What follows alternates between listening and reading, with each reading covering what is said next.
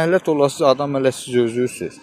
Azərbaycanda yenə də deyirəm, bu tiktokerləri, bunların hamısının ən azı bir 90%-i ölkənin üzqarasıdır.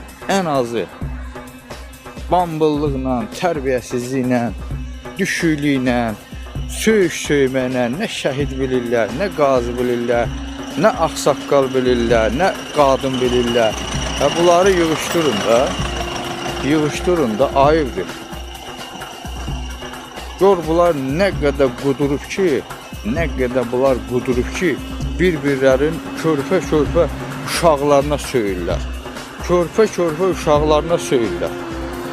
Bunu nətər deyim, faşist deyənə əsir götürdüyü ölkənin vətəndaşına bu hərəkət eləmir, faşist. Gör bunlar nə qədər tərbiyəsizlər.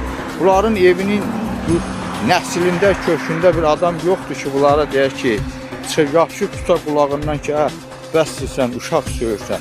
Uşaq söyüşü hansı ölkədə uşaq söyürlər? Heç yer, ancaq Azərbaycanda. Ancaq Azərbaycandadır, bir-birlərin arvadına söyürlər, bir-birlərin qızına söyürlər, anasına söyürlər. Ancaq Azərbaycandadır. Və tutun bunları basın içərdə, nə gözləyirsiniz? Nə qədər bunlar ölkəni biabır eləyəcək? Nə qədər xalqı bunlar rüsvay adından danışacaqlar? Biri gedir eşeği aparır Azərbaycanın bayrağının qabağında bağlayır evin içine, soyunur orada lüt gəzir.